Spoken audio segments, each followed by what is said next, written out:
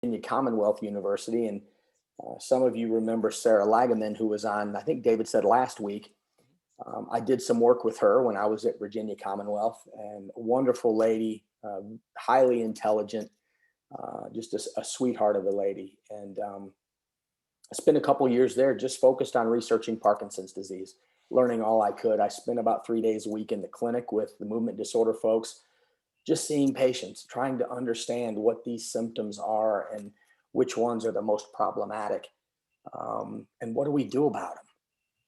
And so throughout that time, I kind of began to kind of have my research agenda crystallize, and realize that the overall focus for me is quality of life.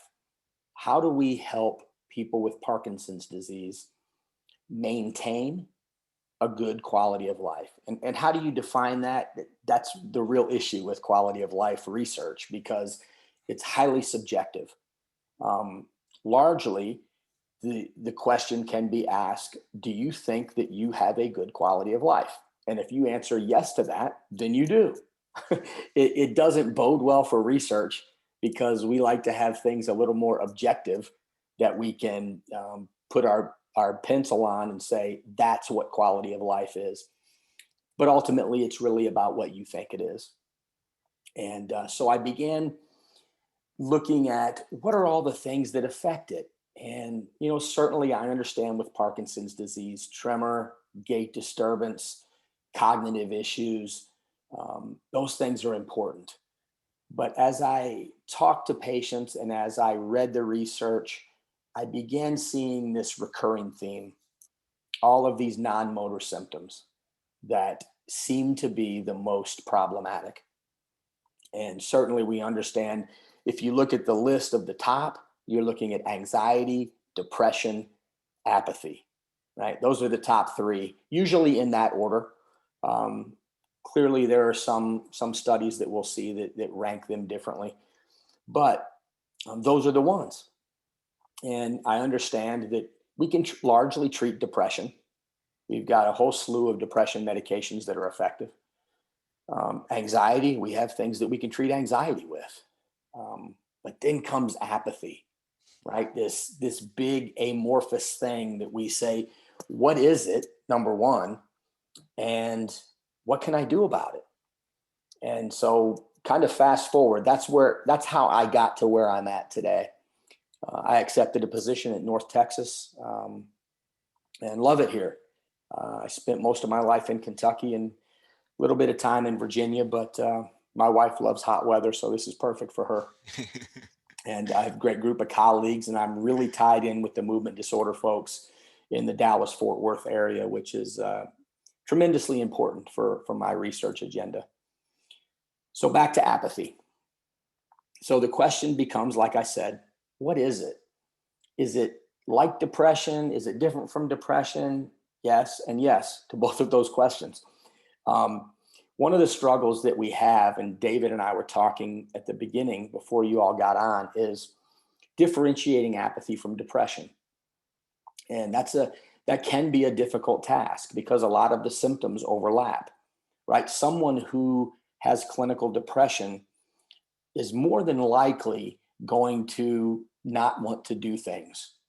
They're going to become somewhat apathetic, amotivational, have abulia, all of these terms that are kind of used interchangeably that just mean your mood is not good and you don't feel like doing anything.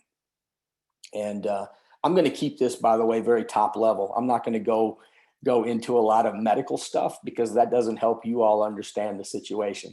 So we'll try to keep the verbiage as top level as I can. So ultimately, apathy is understood as a syndrome that really means lack of motivation. Ultimately, that's what it is. And the challenge becomes, as you all clearly know, you go to see your movement disorders doctor. David just talked about exercise at the beginning. If you have apathy and you are not motivated, you have trouble initiating doing something, odds are pretty good that you're not going to be actively involved in exercise. And there's clearly data that says exercise is critically important for people with Parkinson's disease. That's unquestionable. We can debate what kind of exercise. Doesn't matter. Whatever kind you'll do is the best kind of exercise. And so therein lies a challenge, right? When I was in Kentucky, I worked with a movement disorders guy, and he told me, he said, you know, Brad, everybody that I see, I give Cinemet to. Everybody I diagnose. And he said, I also tell them they need to exercise regularly. And he said, I think about this from time to time, and I think, what would happen if I had to choose the medicine or exercise? He said, I would probably choose exercise as being the most important component, which says a lot to me, because clearly he and everybody else is using, you know, we know now the earlier you use it, typically the better. You know, sometimes we want to hold off, but levodopa, Cinemet works. And so what do we do when we have this apathy? And it's extremely prevalent in Parkinson's disease. In fact, the literature, as it talks about apathy, you have a very wide range of 13 to 70%. So that you go, that's really strange. And yeah, it is. Usually we don't see prevalence data that comes out like that. So in meta-analyses, they've kind of narrowed that down. And so the number that most people talk about is 40%. 40% of patients who have Parkinson's disease also have apathy. Real high number, right? So if we've got 100 people on here, we've got 40 of you that have apathy right now. The ones who aren't on are probably have apathy because they didn't get on the Zoom today, right? So it gets in the way of living. And, you know, interestingly, I talked a few minutes ago about differentiating apathy from depression. And if we just look at pure apathy, and there are some measures that we can use, there's Starkstein Apathy Scale. You guys have all had neuropsych evaluations done at some point in your Parkinson's journey. And they're evaluating apathy in that, usually with a Starkstein Apathy Scale, Lilly Apathy Scale. There are several that are validated in groups of Parkinson's patients. And just apathy, pure apathy, is in about 22% of Parkinson's patients. So that means it's not associated with depression. It strictly is apathy. And then becomes the real problem, right? We've already got this problem of identifying it exactly, and what is it? And is it a separate disease? Is it a syndrome? Yeah, it's all of these things. And now we pretty much know it's a syndrome. It can be either primary, meaning that your apathy originated kind of organically on its own, or it can be secondary to Parkinson's disease.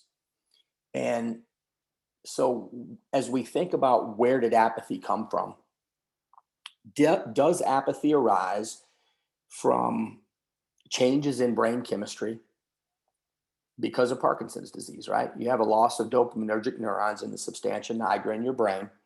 They die off, and those are the things that cause the symptoms of Parkinson's: the tremor, the gait disturbance, the slowness of movement. Does that also cause apathy? Probably, yeah. Or is apathy the result of you being diagnosed with Parkinson's disease and kind of just shutting down and saying, you know what, I'm frustrated. I've got this chronic illness that's never going to go away. It's really difficult to live with, and I just don't care anymore. Yeah, that's probably reasonable too. So that's the challenge that we have, because it's really analogous to the challenge we have with finding something that is a biomarker or a cure for Parkinson's, right? Because we continue to look for any of these biomarkers. And as an example of that, you guys have probably heard of alpha-synuclein. It's a protein that misfolds in the body, or gene that misfolds and causes Lewy bodies in the brain. And so we've spent many, many years in the Parkinson's research area saying alpha-synuclein is where we need to focus our time. That's what causes Parkinson's disease. Well, we're not so sure that that's the case. Um, for those of you who enjoy reading, there was a really good book that was put out last year, and it was called Brain Fables, Fables, Brain Fables. And it was by a Dr. Alberto Espe, and actually was written by him and a patient, Benjamin Stitcher. And I was looking for it. I thought I had it on my desk here. I don't. If you're interested in understanding some things differently about Parkinson's disease, I highly recommend it. It's a very interesting read. Hearing from arguably one of the best Parkinson's researchers in the world, hearing him talk about where we are today and what we understand about Parkinson's disease. We've changed. And I don't want to get off on a whole nother tangent down this other rabbit hole talking about what we know today, but things are changing and we're learning more all the time. And so kind of back to apathy with, if we knew exactly what caused it, we would be better able to either develop a drug or find a drug that's already on the market that could attack that specific area where apathy starts, and it would work. So doctors have been kind of guessing at this point. They use cholinesterase inhibitors. They use SNRIs, which are used for depression. They use dopamine agonists. And some of those work some of the time. But my understanding is there's really no rhyme or reason to which patient does well with which drug. And what do you do when it doesn't work? And that's kind of where we're at with the state of apathy today. And so you've got a patient who has lack of motivation. They have decreased interests in things. They kind of have a flat affect, which means all that means, and this is common with people with Parkinson's disease. You have what's called masked facing, right? Your face begins to not show emotion anymore. And I see this with my mom. When I talk to her on FaceTime or on a Zoom call, she doesn't show emotion in her face like she used to. And so even though that's associated with apathy, it's also associated with Parkinson's disease. So that's another one of those difficult things that we can't say, well, he has apathy or she has apathy because they have this flat affect or mask facing. But it's one of them nonetheless. So you have this lack of motivation and a problem with self-initiating action.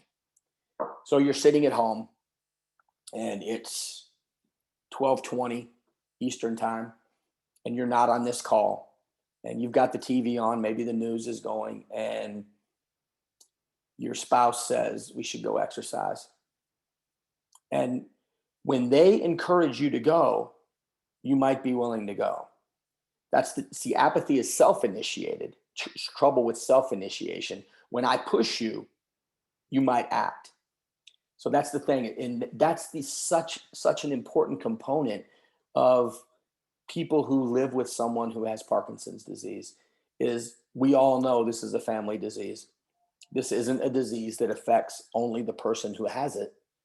It greatly affects the care partner, right? And you guys know this.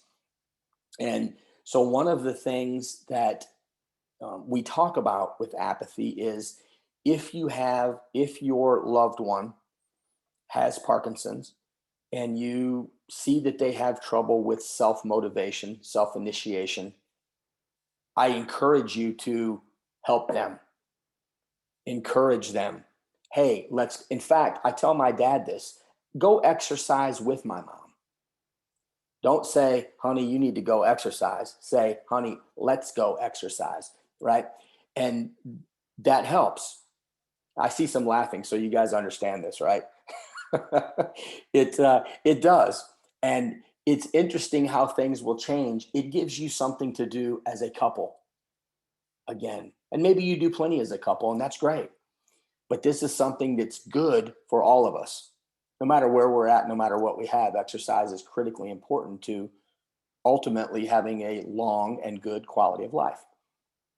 So it's that self-initiated problem. If you're living alone and you're sitting on the couch at 12:20 and you think, I need to go exercise, you're going to say, no, I don't feel like it.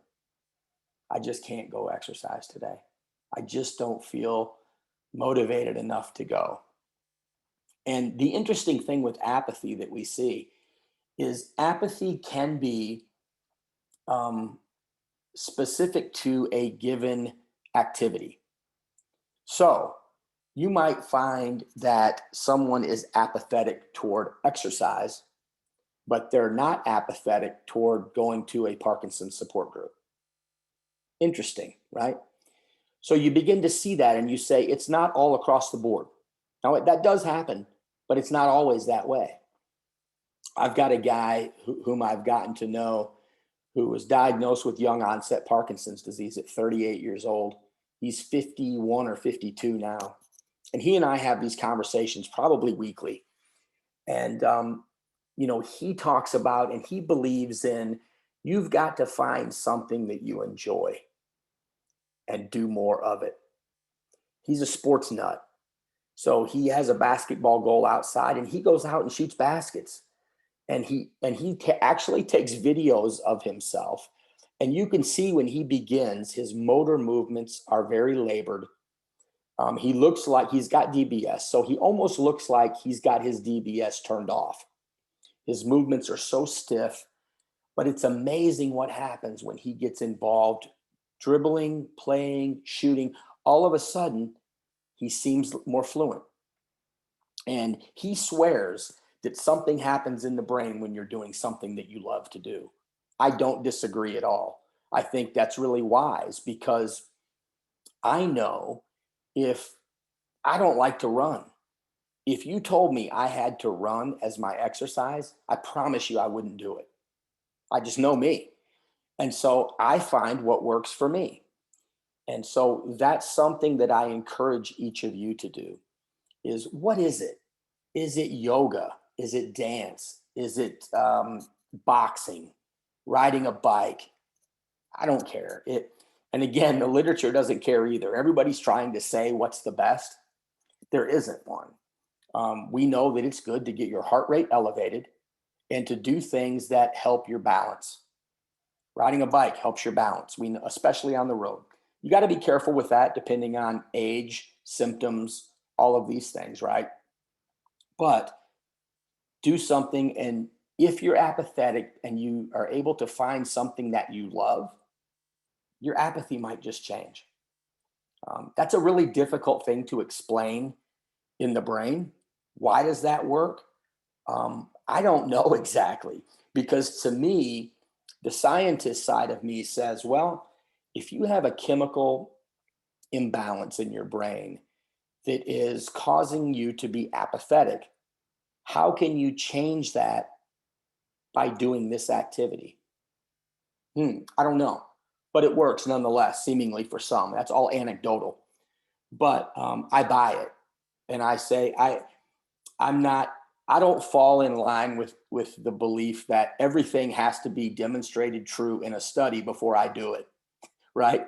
That's why I love the support groups in PD. You guys can get together and talk about, I'm doing this and that, and it's working. And you go, wow, I'm going to try that because that sounds like fun to me. You don't need to have a clinical study done to tell you that that's something that you might want to do.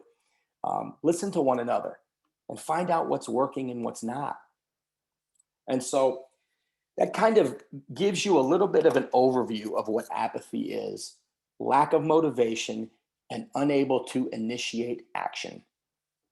And I think that you can draw the correlation between apathy, someone who's apathetic, and probably a decreased quality of their life. If you spend time sitting at home, watching TV all the time, I probably would argue that your quality of life is lower than it was before you were diagnosed.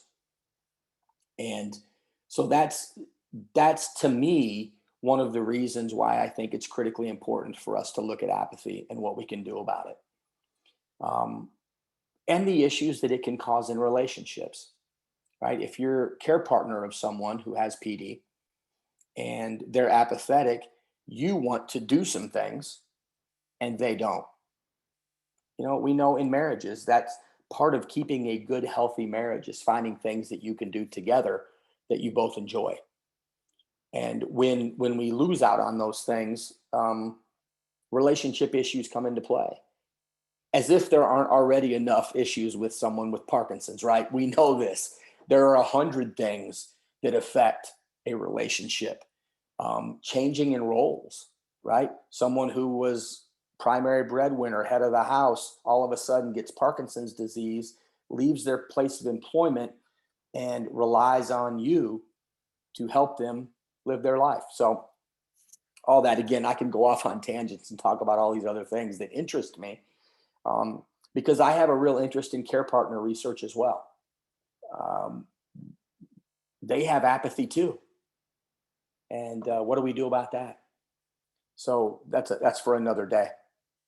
And so when you look at, and we talked a little bit about this at the beginning, most of the research that's done that we see now on talking about health-related quality of life, all that means is, do you think that your life has a good quality?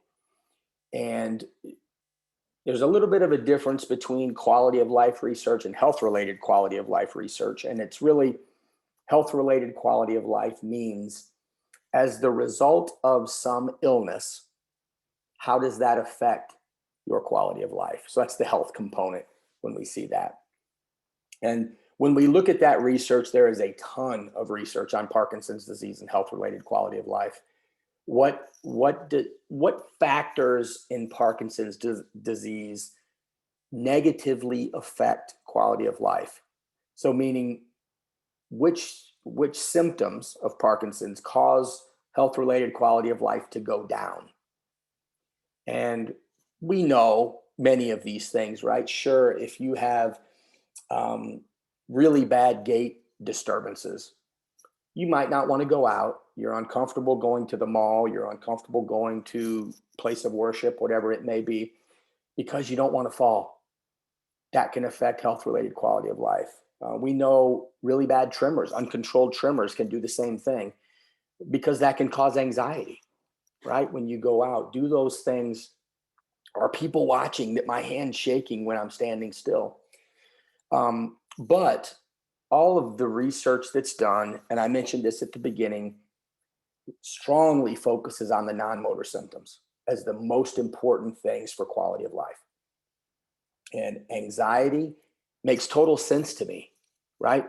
You've got someone who, for all practical purposes, was a well-functioning, healthy adult. And then all of a sudden, one day they're diagnosed with PD.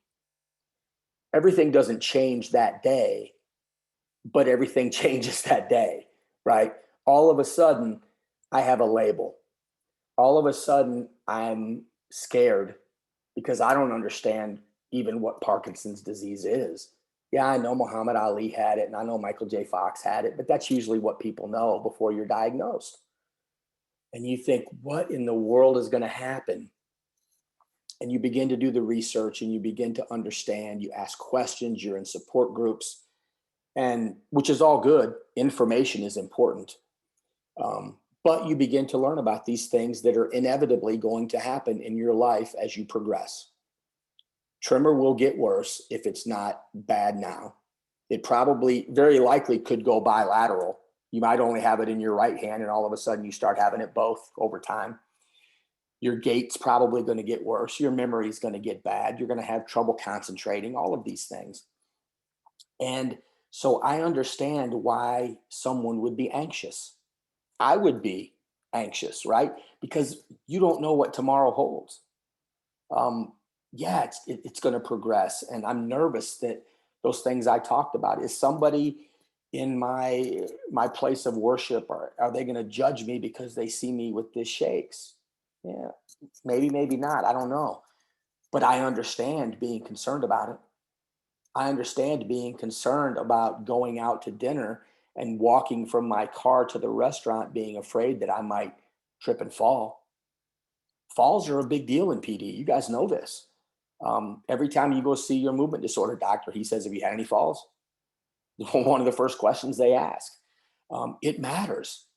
And the older we get, the more we fall, anyways. But now you throw Parkinson's on top, and we've got a whole other problem. So anxiety makes total sense to me, and it can be treated, right? It helps as we go along and we get more information, we become more knowledgeable about the disease, about what we can do as things get worse. Knowledge is power, right? The right knowledge. And I always encourage people. Um, I'm working with the Davis Finney Foundation right now, and we're um, wanting to talk about getting some packets together so that folks who are newly diagnosed have a list of questions. You think about it now. Some of you may have been diagnosed a year ago, others maybe 10 years ago, however the time is. But think about those things that you wish you knew the first 6 months, that it took you a while to learn. And how did you learn? You went to the internet. Now you've got to decipher, is that a good site or a bad site? Because there's lots of bad stuff on the internet too, a lot of information that's not true. So you learn those things and you talk to people, and so you begin to fill your mind with good information that's legitimate, and that can help anxiety because now you begin to understand things. Plus, we have meds that can work for anxiety. Depression is the same way. Depression, I think, is similar to apathy in that there are chemical changes in the brain that take place that can lead to depression. And that's where SSRIs, SNRIs, these different drugs for depression are effective because they will help treat that. And so you've got anxiety, depression, and apathy, 1, 2, 3 in almost every study. And it continues to reinforce the idea that the non-motor symptoms are the most problematic, yet have the least amount of money spent on helping find out how to treat them, right? Most of the money is spent on finding a cure for Parkinson's, finding a cure for making your gait better. All of these things that are very important, and I'm hopeful that that happens in my lifetime. But I also am 100% believer that we need to spend money on finding these things that help improve quality of life, period. And so that's kind of what my research has done. So I've spent a little time telling you about apathy, and I think trying to explain it in a way that it makes sense to you. And now you understand when someone says apathy, what does that mean? And so I believe there are a variety of variables that can affect apathy. One of the main ones, you don't find a lot of research on it, none in Parkinson's disease really, is meaning in life. I believe that meaning in life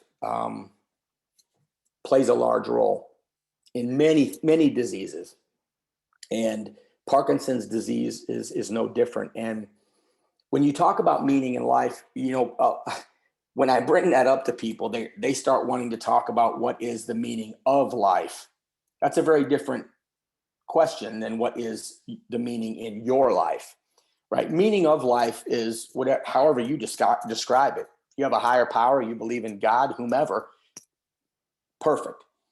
But meaning in life is what is your role in this bigger picture, right? And meaning in life can really be described by three things. Does my life have significance? Does it matter that I'm here? Does it matter to anyone that I exist? That's one component. The other component is coherence. And what that means is, does the way that I'm living my life match up to this bigger belief about the meaning of life. So I can give you an example.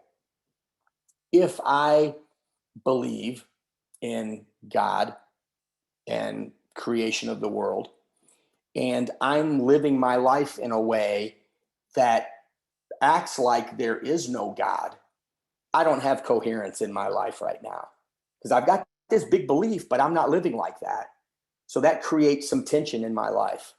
It's not going to end well. My meaning in life is not going to be what it should be. So you've got significance, coherence, and the last one is purpose. Purpose in life is a big deal. And it's, are you directed and motivated to achieve some goal? Whatever that goal is. It can be vocational, it can be personal, it can be anything you describe that as. But the research now is clear that those three things affect meaning in life. And so my research is wanting to look at, I believe, people who score high on a meaning in life assessment will score low in apathy. Makes total sense to me. If you have those things, you believe your life's significant, that it's coherent, it fits with the picture, and you have a purpose, you're going to be doing things. And I think that's one of the struggles that we see with PD, because oftentimes we know PD is typically diagnosed around 60. That's the average onset. In our country today, and really around the world, many people are still working at 60, 65, even 70, right? So you get diagnosed with PD. You've had this career for a long time. You're very happy with what you do. And all of a sudden, everything changes. You maybe year 3 after diagnosis, your tremor begins to get worse and you work on a computer. And I'm going to have a problem with that. And your mind begins to not be quite so clear. And you're having trouble with performance at work. Your boss is asking you questions. Well, these reports that you did, they're just not as good as you used to do.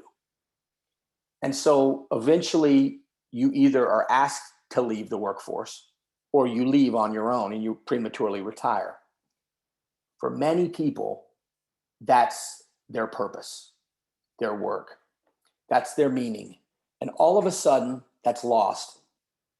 And you say, now what? Now what do I do? That was all I knew was my work. I love my family, but my work was really who I was. And that's why I believe meaning in life is so important, because I believe at that point, it's real easy to end up apathetic and just saying, you know what, my life is changed now and it's very different. So meaning in life is one. And I'm just going to mention the other ones because I don't want to go into a whole dissertation talking about these things, but loneliness, right? There was some recent Dr. Indu Subramanian, who some of you may know if you're involved in the Parkinson's world. She's a neurologist out at UCLA, and she published a paper late last year, December, I think, of 2020, looking at loneliness. And loneliness has a lot of negative effects on people. It can lead to depression. It can lead to suicide. It can lead to anxiety. It can lead to apathy. And it's really important that we watch for loneliness, and especially in COVID, right? I mean, if anybody's going to be lonely, it was during COVID. It just made things exponentially worse. And we spent so much time as a country focusing on the virus that we forgot about looking at people. How did this virus affect all of us, right? Relationships suffered, depression went up, suicide went up, substance abuse went up, family abuse went up. All of these indicators of things going south all increased during COVID. Spirituality is another thing I'm very interested in. I believe that people who have a strong spiritual connection, whatever you want to call that, notice I said spirituality, not religion. Those are two very different terms. Spirituality is a personal thing, what I believe. Religion's organized, right? Spirituality is, what do I feel about this power? whatever you choose to call it. Do I have a connection? Do I pray? Do I meditate? Do I feel like he, she, it is there to support me in my life? People who have those beliefs, I strongly believe, will be less apathetic, because not only are they going to be spiritual, but I bet you they're going to have purpose in their life as a result of that spirituality. I believe that. Stress is another one that I believe associates with apathy. And what do we do to treat stress, right? How do we can teach coping skills. We can look at post-traumatic growth, which is a positive psychology way of looking at how does your life seemingly get better from going through a struggle. And it happens with a whole lot of people. And it's a really interesting construct or variable to look at. But so that kind of, I think that gives you a general overview of what I am doing and what I hope to do and why.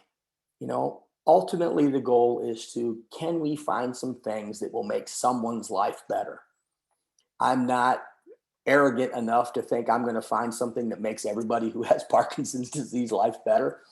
That'd be great. Sure. But you know what? Can I make someone's life better? And that's the goal. Let's find some things that work, some really simple interventions that we can do, that you can do at home, maybe, that will decrease this apathy and improve your quality of life. So at the end of the day, you just feel better. You just put a smile on your face and go throughout your day and go that rate. So David, I think that's kind of it for my thing. I'm happy to entertain questions. Yeah, there are some comments and ideas in the chat box. If you want to take a quick look at that, and then pop this open. And anyone that has a question for Dr. McDaniels, if you want to put it in the chat box, or we can unmute folks as long as the background is relatively quiet. So I've got one here that I will answer. It says, encouragement is often perceived as nagging by my spouse. How much encouragement is too much? It's a really good question.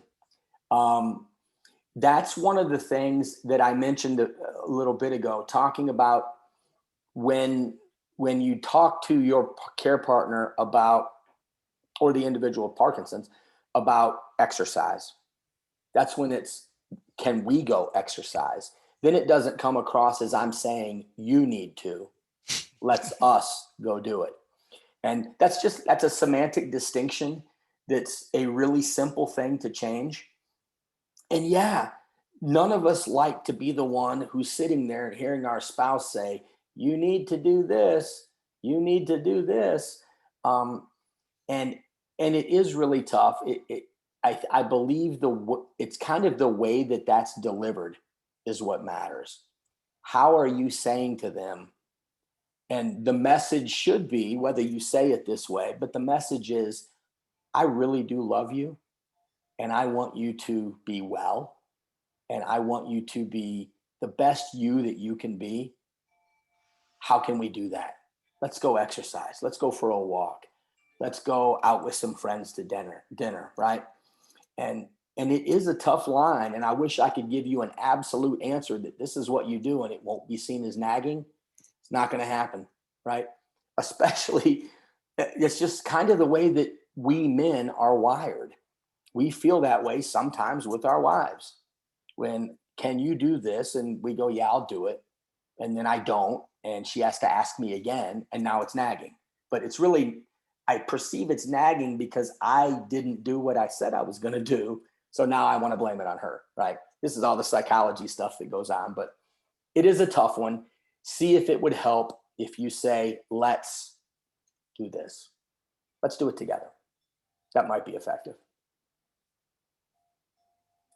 So here's one. As an exercise professional, I would also recommend not using the word exercise as it sounds too much like a chore. So let's go walk through the neighborhood, or let's see how many birds we can find outside. Love the basketball example. Great point, right? There are people who have an aversion to the word exercise. I think my mom is kind of one of those. at times.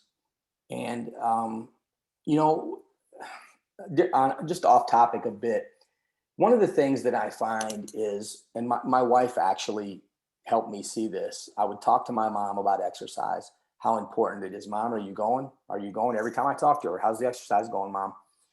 And my wife said, there have been times in your life, you don't have Parkinson's, that you weren't doing it either. So all of a sudden now, just because someone has Parkinson's, we expect that they're going to pick everything up and go exercise, right? And it kind of changed my thoughts a little bit on that, and I begin to be more empathic, understanding that it is difficult, and yeah, it does sometimes seem like a chore. And I think I agree that basketball example was great because this guy is finding something that he loves to do. He probably doesn't think of that as exercise. He's having fun out shooting baskets. How many baskets can he make in a row? That's what he does.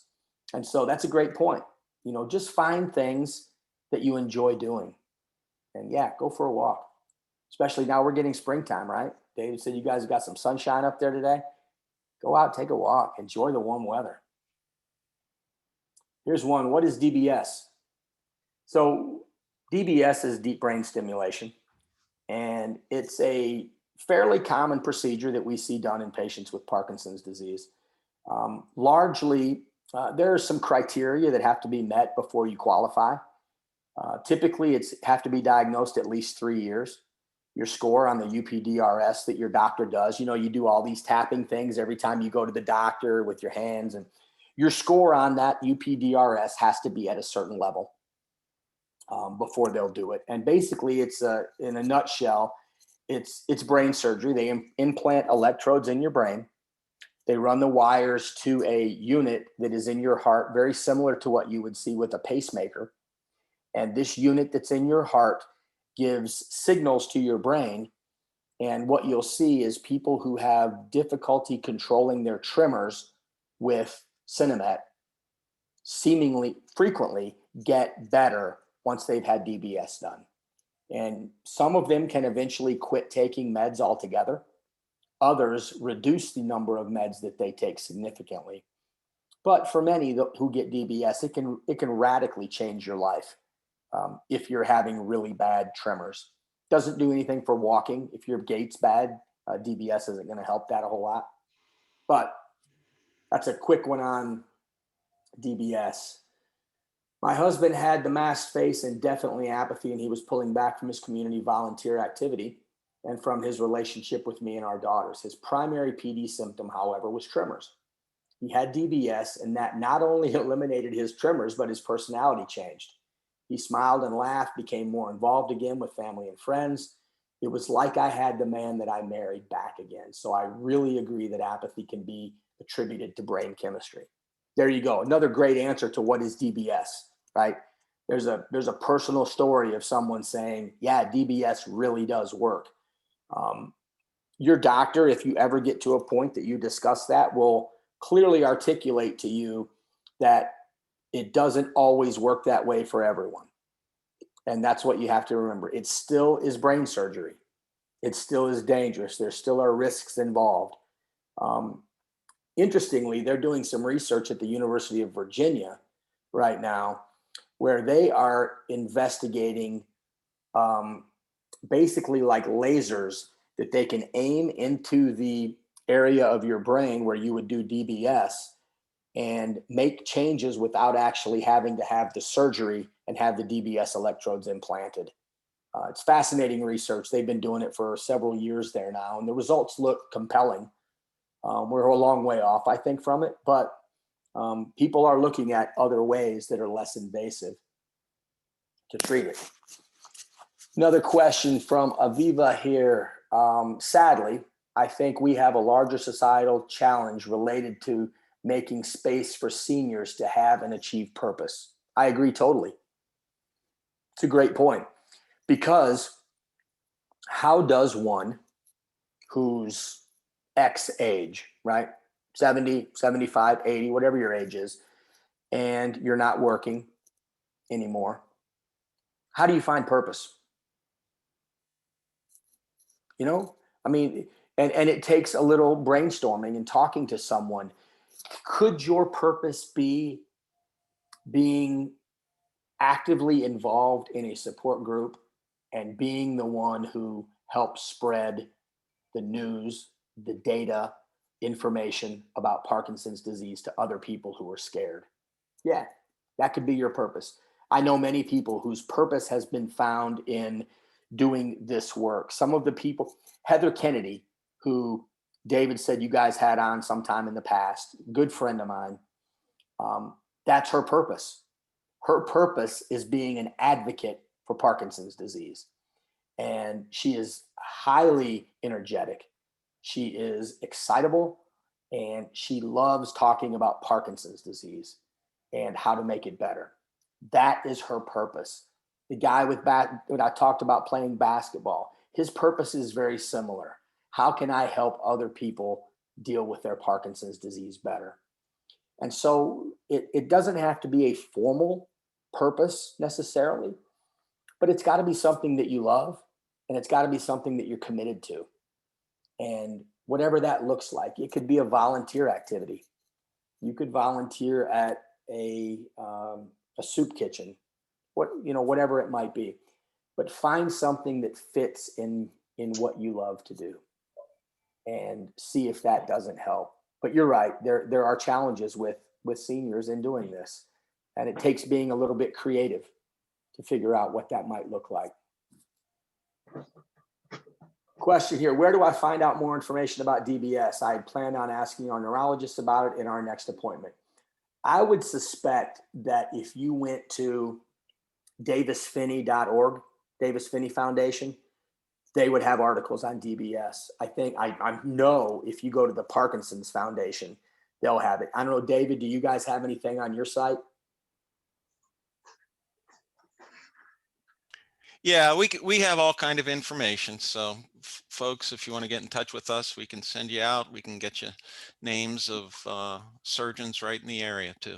Yeah. So it's readily available information, and it's really not that hard to find. Again, I always encourage, think about the site where you're getting the information, because go to something that David's site, Michael J. Fox, Parkinson's Foundation, Davis Finney, right? Those are like 4 sites that I would say go to, and pretty much anything you see on there, is going to be legitimate because it's vetted, right? They're not letting someone just randomly post something on that site that hasn't been read and considered. So let's see another one. I fully agree with your comment. I have worked at Senior Center for years, and those who attended who had other outlets seemed to be the most healthy and engaged. Again, yep, that's that meaning and purpose. Something that makes you feel valued, that gives you sense of significance, and brings up the purpose. So interesting. I think empathy from care partners cannot be emphasized enough. I agree. Unfortunately, I believe that the research on care partners hasn't been as thorough as it should be. And I think that's not a Parkinson's issue. I think that's common in any disease scenario. Look at dementia, it's the same thing. Alzheimer's disease. The focus is always on the individual who has the condition. And we do tend to forget the people who care for them, and the depression that goes along in care partners, and the anxiety and the apathy, and all of the same things that we see from the patient. We can see those same things in a care partner. And in a perfect world, a movement disorder neurologist is asking that question when you're in an appointment with your significant other. How are you doing? How are you doing? Let me ask you rather than looking at your spouse, right? And he or she is not there to treat you. But I think in a holistic practice, and I've been with doctors who do that, and it matters. And sometimes it's just being acknowledged that the job that you're doing is difficult. And I understand that. And having the doctor say, hey, if there's anything I can do to help you, Maybe you need a referral to see a counselor. Great, let's get it done. That doctor can write that referral, whatever it may be. But yeah, it's really important. And I agree that that's something that's not been done enough.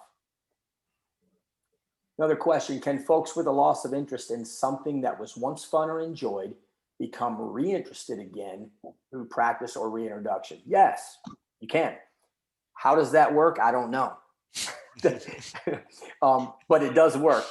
It's kind of like my friend that does the basketball, right? He was just an avid athlete in his life when he was younger, went through a time after his diagnosis where he basically said, I don't want to do this stuff anymore. I can't be like I was.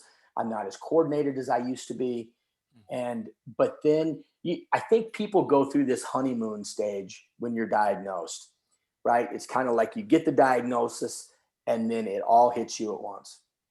And you're like, oh, I got to quit this and this and this, and I'm not going to be able to hang out with the, and then you kind of realize everything sinks in. You have a little time to live life and experience Parkinson's disease. And you go, yeah, it's not the greatest thing in the world, but I can live with it. I can still do some things. So I'm not going to give up. I'm going to re-engage in life. I'm going to stay active. And that's, I think, and when does that occur? I don't know.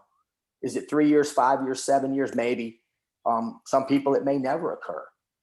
But I do believe that kind of once everything settles down, the shock is gone, and you kind of have an idea for what this disease looks like, even though everybody's different. It's going to progress very differently for you than it did for the other person who's on this call, right? That's the tough thing about PD. But once you get to that point where you kind of understand it, I think that you kind of re-engage in life again. And yeah, I think that apathy can largely be overcome with action. But that's the catch-22, right? If you were active, you wouldn't be apathetic to begin with. So I'm telling you to treat your apathy with being active, but you can't do it because you don't have motivation, right? You can hear this logic going, it doesn't make sense. So that's tough. So, but yes. How do I continue to deal with my husband who doesn't talk for hours at a time? Tough. It's a tough one. From a counseling perspective, I would encourage you to find things that he's interested in. Find things that he enjoys talking about and have that be what you want to talk about with him, right? People typically enjoy talking about the things that they want to talk about. And usually it's themselves. That's largely how our society is. There's always that joke that I've heard enough about you. Let's talk about me now. And that's true. We like hearing about ourselves. And the key with that, I think, is very similar to the key with exercise, is finding that thing that's enjoyable. And maybe for conversation, maybe it's reading a book and you both read the same book and you talk about it. Might even be a book about Parkinson's. Ray Dorsey's got the new book. I can't even remember the title of it right now, and I don't see it, but the PD Avengers are this group of people, and it's Ray Dorsey and Bass Blom and some of these big neurologists, and they've written a book about Parkinson's disease, and it's a fascinating book. And it's written from the perspective that a patient can understand it. It's not a scientific book. Maybe you find a book like that you read and you talk about. You read a chapter and you talk about it. What'd you think?